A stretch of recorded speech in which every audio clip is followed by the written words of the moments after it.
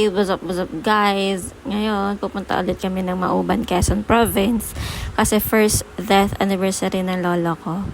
So, hindi ito first time kasi maraming beses na, pero first time para sa motor na to. Magbe-breakfast muna kami kasi call time namin ni Patrick 3:30 pero nakaalis kami ng San Juan, 6 a.m. na.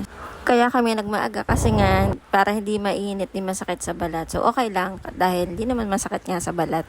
At bakit ba nga hindi namin kasama si Nico? Kasi mahirap nga doon matulog, walang kuryente, generator lang yon. Tapos walang signal doon, tapos wala pang wifi kasi nga piso wifi lang doon sa barangay. Gusto namin ipa-experience pero mahirap talaga. Pero nakapunta naman na siya, no? Isang araw lang. So kami, isang araw lang din, uwian kami ni Patricio. Penitentiary. Good luck sa mga likod namin, no? Stopover na malala kasi nga ayaw niyang sasain niyang motor na niyan. Baby pa sa kanya. So, yan yung road na tinatahak namin papunta dun sa bahay ng mga lola namin. Kita mo naman, diba? Hindi pa masyadong civilized.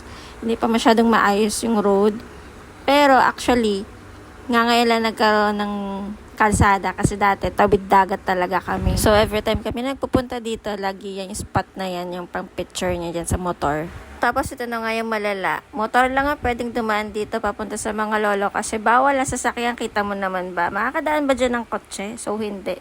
Hindi naan nating main road, dun ka magpa-park ng sasakyan. Iwala naman ang mga inay ko kasi yung nandun sa may main road is kakilala naman na, kumare naman na. So may titingin ng sasakyan. Ang gagaling nga ng tao dito, so, diba? Pag nagsasalubong yung motor, binababa talaga nila. Kahit bata nga, ang gagaling magmotor dito. Di-clutch pa yun, ha. So, ito na nga yung pinupuntahan namin din dito. Ayan, aring dagat na are. Sapang are. Hindi pala sapa, ilog. Ano ba talaga? Basta yan, dadaanan namin. Basta, nene, ang gulo-gulo mo talaga. Ha? Pabalik kita sa elementary. Basta yan. Tatawid kami gamit yung bangkang yan. Kasi hindi kayang languyin ng tao yan. Kahit swimmer ka pa, hindi mo kayang languyin yan. Kasi maputik. Tapos pababa yung ewan ko baga bakit pababa yun. Basta. Tatawid kami doon. Tapos dagat na. Ayan, kita nyo yan. Doon kami galing. Tapos yan.